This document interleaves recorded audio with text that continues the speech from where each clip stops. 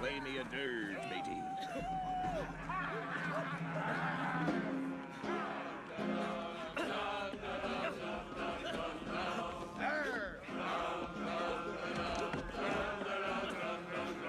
Good morning, everybody. Yes, I'm in my bathrobe. I haven't even combed my hair yet. Having my coffee. Almost sounds like Evie, doesn't it? Hi, sweetie. A big hello to everybody. I know you haven't seen much of us lately, but Mike's been busy at work. We wanted to do this quick video to get this out there to the world. Many of us know about the Australian child abuse hearings with Jehovah's Witnesses going on right now. And those are available on YouTube. All you have to do is, just search for the Australian child abuse. Christian Sparlock, thank you. He is posting these to his channel. And also, I believe it's Jake Control, Jaake. Thank you guys, for getting these on. And thank you to all my friends who have been sending me links and clips, who are listening to this. And Charles Russell, let me know about all the documents and stuff, because this is big, everybody. I mean, doing the happy dance again. This is big because the Australian government, this commission, has released the Secret Elders book to the entire world. And I'm going to put the link to this book down below, so everybody can have this now.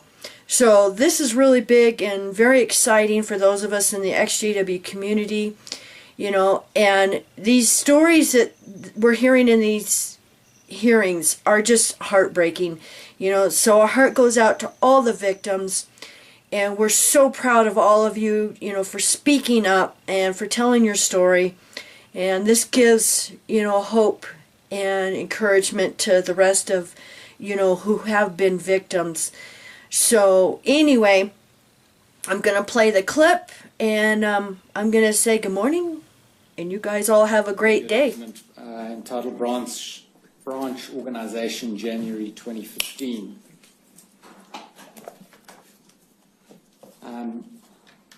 Published in 2012 by the Watchtower Bible and Tract Society of Pennsylvania. And would I be right to understand that this is the current version of this manual? Yes, January 2015. Yes. The date? Yeah. Thank you. And this is the document that was produced in answer to my call earlier today. That's correct. And as coordinator of the Australia branch, I take it you're reasonably familiar with this manual? Yes. And I'd like to take you to some parts of it and then ask you some questions that follow. Starting with Chapter 1, do you have Chapter 1, headed Governing Body and Governing Body Committee? Do you have another copy of this document? And in paragraph 1, it provides that the governing body of Jehovah's Witnesses is made up of brothers who are anointed servants of Jehovah God. They have the responsibility for giving direction and impetus to the kingdom work. And some scriptures are cited. And then it says, like its first century counterpart, the governing body today looks to Jehovah, the universal sovereign, and to Jesus Christ, the head of the congregation, for direction in all matters. Now, that's what it says. Is that the practice? Is that how it works? That's correct. Yes. And in paragraph 4, the governing body gives final approval for new publications as well as new audio and video programs. Is that right? That's correct. And skipping one sentence, it says, as the representatives of the governing body in their assigned territory, branch committee members must faithfully implement and follow the direction coming from God's word and the faithful and discreet slave.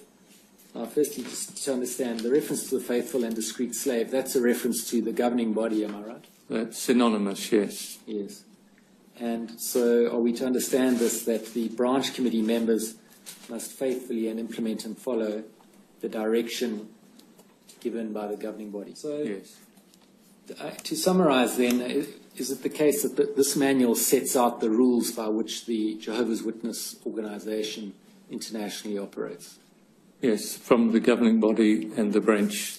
It's branch organisations, so it's direction for branch committees. Yes. And so when the branch, I beg your pardon, when the governing body gives a directive to the branch to deal with something in a particular way, this is the document which sets out the governing body's authority to do that and the branch's obligation to obey. Is that right? Yes. Mr. O'Brien, I've discussed this with other witnesses, but the Bible was, of course, written by people who lived a long time ago. Yes. And who lived in a particular political and social structure. True, yes.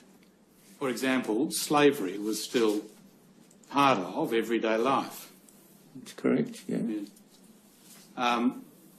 And as taking that as an instance, society generally, not everywhere, but society generally, and certainly in Western society, has moved on, where slavery is no longer permitted. True. Yeah. That's an illustration of social change. Yes. Right.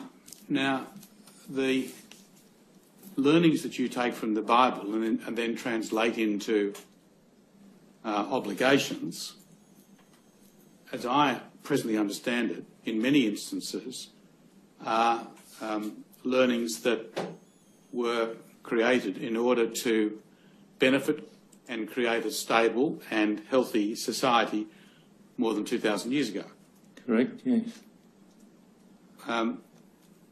Is it open to the Jehovah's Witnesses to take another look and ask the question whether what the Bible says was appropriate for those times remains the obligation of the 21st century? So that's the issue with the Hebrew scriptures or the Old Testament and the Greek scriptures or the New Testament. That was a significant change in Bible law and Bible understanding, and much of the Christian era, from the recorded in the Greek scriptures or the New Testament, basically is principles rather than laws and commandments, although it does still contain some laws. But the Mosaic law that the nation of Israel had lived by, that was done away with Christ. And so the principles, we believe many of them are timeless in any place, any time. Well, that's the question. That's your belief. Yes. And I was careful to say there are principles which you have accepted as obligations. And that's the position, isn't it? Yes, that can be, yes. But is it open to Jehovah's, as perhaps you've done with slavery? I mean, I assume that Jehovah's Witnesses would find slavery abhorrent. Yes, yeah, particularly that. Whereas the New Testament accepts it. It was a different type of slavery to what generally is like the African slavery that was taking place in those centuries, the settlement of the empires. The slavery back then was much more like an employed person. Not the impression I have of Rome. In the the Christian era, in the household of Christians, it was that way. The Bible gives counsel to masters who had slaves, how they were to treat their slaves, not the way the Romans did. They weren't exactly employees, though, were they? No, but they were cared for. But they were different. Anyway, the point I'm making was different to the type of slavery people associate with, say, the African Americans. Well, at the centre of the issues that the Commission is concerned with, of course, as you know, is the process whereby the Jehovah's Witnesses receive, investigate and determine allegations of sexual abuse. Right. You understand that? Yes, I do, yes. And you understand the discussion we've had about the difficulties that women might face in expressing their intimate concerns to three men in the tribunals that you've provided. I do, and that's why I think Mr. Spinks made the point yesterday that just doesn't happen nowadays, that unless the woman wanted to face her accuser. It's not the accuser, we're talking about the adjudicator. Yeah. So if it's a matter of gathering evidence, the principle is that the elders who are going to investigate the matter simply need to be convinced that the statement or receive the statement from the victim. That can be done any number of ways. She doesn't have to sit and face 3 elders because there's no clear Bible principle that says that she must do that. So, but nevertheless, she's disclosing her intimate details to 3 men.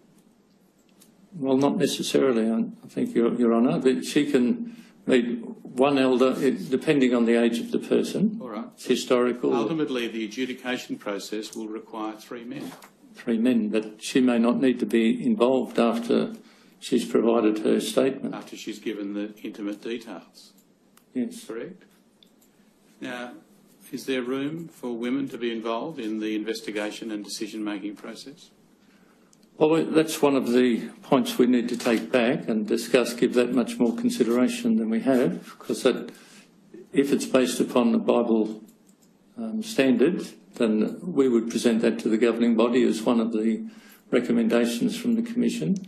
Well, certainly, I can see the point being made with it, and I don't see why a woman couldn't be involved in the process, particularly in establishing the victim's statement, so she doesn't have to face 3 men.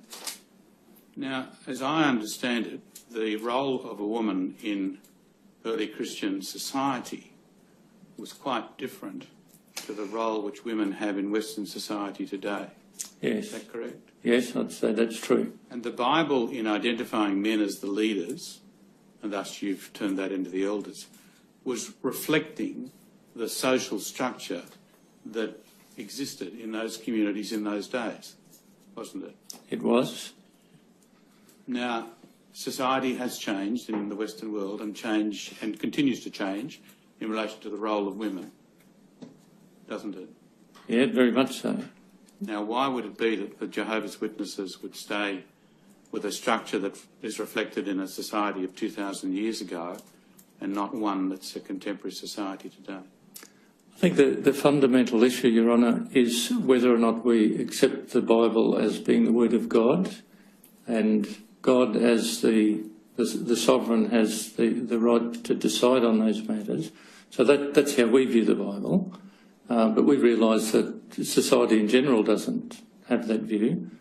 No, but you've moved away from a number of the precepts of early Christian society. We discussed slavery, but I think yesterday I discussed with one of your colleagues the role of women in the church itself and their capacity to speak and so on. You probably heard that. Yes, I heard the discussion. Yeah. I mean, a number of things have been put to one side or have been changed. Yes, so if a review of our process, which we'll take back, I'll take that definitely back to our branch committee and our service department personnel to just have another good look at the procedures, and if we can see a need to make some adjustments in that, that's what we would recommend to the governing body. There's no question on that. So that, is it right to understand that if the evidence from this commission and the gathered expertise of professional people suggests that your process, by not involving women at the decision-making level, was a flawed process, would it be open to change? I definitely think it is open to change. It always is. We've been reviewing the process for years, decades. So. Specifically asking about the decision. Would it be open to change the composition of the decision-making body? Of the Judicial Committee? Yeah, I can't see how it could, personally, but then I'm not the decision maker on that. That would be the governing body. But scripturally... some things can change. For example, the role of women in the church and their capacity to speak. But whether or not women are decision makers can't change. Is that the idea? As I understand it. Now, why is that? Well, because the scriptures are very clear that an overseer or an elder has to be a man. There's no provision in the scriptures for a woman to be an overseer. And it's the elders who are the shepherds and would judge in these matters. And what your process does at the moment is exclude them from the decision-making component altogether, doesn't it? So when you refer to the decision-making, The excuse determination me, of whether or not the allegation is true. excuse me, Determination of whether or not the no, allegation women is true. could be involved in that step. So women could be involved in that step. So that's the point I was trying to make. Not as decision-makers. Well, she's listening to the comment. For example, a mother listens to her daughter. No. We're talking about the processes which you have for determination and ultimately judicial determination of the truth of the allegation. Those processes at the moment exclude men. We've agreed on that. Exclude women. Sorry, Exclude yes. women. No, I don't think so entirely, because women can be involved in that's talking about the investigation process, I'm not talking about the decision-making process. whether or not it is. Whether or not it's true. Yes. So I don't. Women are presently excluded from that decision, are they not? No, they could be involved in the discussions with the elders who've been investigating it. Like, there are many situations where women have perhaps been involved in talking to the victim, or maybe the victim's only comfortable to talk to a woman. She's sharing her observations with the elders. There's nothing wrong with that. Nothing. Well, I think I've exhausted my capacity to get to the real issue. But Mr. Brown, perhaps can be put like this, leaving the word involved out of it. On the present structure, a woman cannot be a decision. The allegation is on whether or not sufficiently proved. The allegation is. She wouldn't be one of the two elders investigating. I could narrow it down to that. So she cannot be the decision maker. And equally on the judicial committee, a woman cannot be a decision maker. A woman might be involved, giving evidence or whatever, but can't be a decision maker. And that's as to whether, having listened to it all, you have identified aspects of your process which seem to you to require re-examination and change. Yes, I think a number of areas have come up for consideration that we need to now go back and look at much more carefully. Clarity in the mind of those, what the process is all about, because I think that is a weakness that's been identified that needs clarification. Quite a bit about the question of the sufficiency of evidence, in other words, what's been referred to as the two-witness rule. Firstly, from what you've heard and the way in which it operates, do you consider it to be justified? Yes, again, because we accept that scriptural direction that did come from Christ himself. When it comes to the judicial committee hearing itself, unless there's a confession or two other independent witnesses, it will be necessary for the victim herself to give evidence. No, she would have been able to do that in a written statement. She wouldn't need to appear before the judicial committee or before the accused. Well, what about the requirement that the victim must face her attacker? No, as it's put differently, that the accused has a right to be faced by his accuser? I think the information that's been presented from the shepherding book indicates that that's not necessarily the case. If not even limiting it to child abuse, it says even if the victim is timid, they may not feel capable to face the accused. If that's the case, the elders would quite happily accept a written statement. The possible outcomes of a judicial committee hearing. Reproval, of course, leaves a known offender in the congregation and in the family if the offender's in a family, not so. Yes. And disfellowshipping leaves a known offender in the family and or at large in the community. That's true. And both those problems can only be resolved with systematic reporting to the authorities. Would you agree? Yes, well, that's true, but it doesn't necessarily remove the person, as I understand, from the community. If they were imprisoned, it would, but once they're released, you still face the same dilemma that we do, that the person's free in the community. Is this, Mr. O'Brien, is that you, as the Jehovah's Witness organisation, don't have the power to intervene in a family in such a way as to ensure protection of children? You can give advice and counsel, but you can't really do more than that, can you? No, that's correct. Yeah, we Whereas can't take over. Child protection authorities in certain circumstances can. Yes. You heard yesterday that senior counsel representing the Jehovah's Witnesses in Australia and the Watchtower Bible and Tract Society of Australia said that Mr. Jackson would not be likely to be able to assist this commission because his role is in the translation of matters. Now that you accept as a clear variance to what you've explained in your evidence. No, sorry, it's not. The translation, it comes under the writing committee, as I understand, which is what Mr. Jackson is a member of. So. Yes, but he's also the coordinator of the teaching committee that has many other responsibilities and not translation, not so.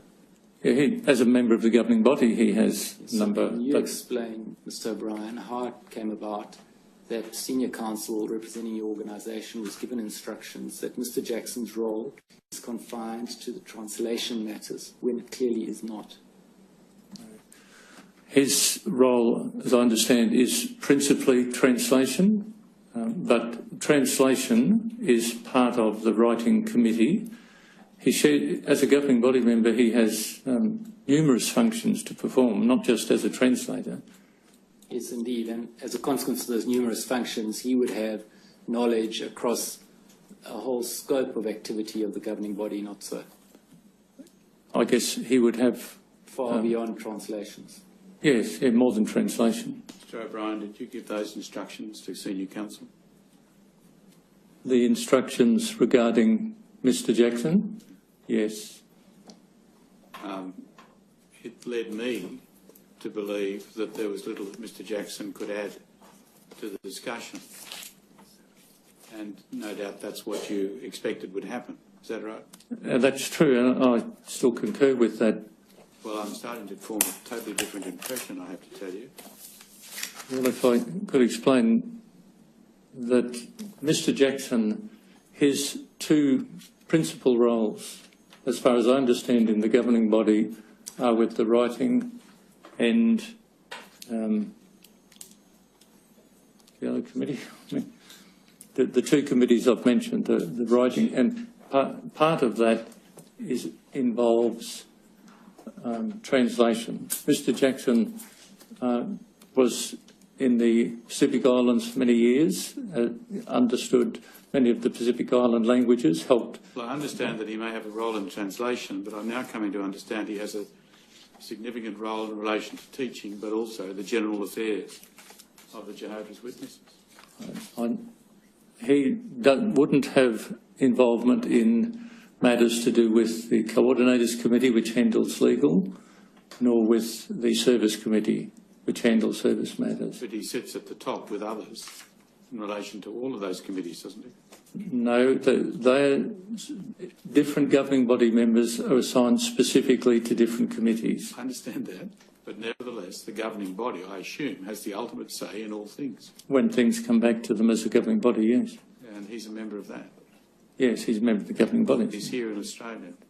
He's with his father. Well, I understand he's still in Australia. I don't talk with Mr. Jackson, but I understand his father is gravely ill, very close to death, and that's why he's here, to be with his father.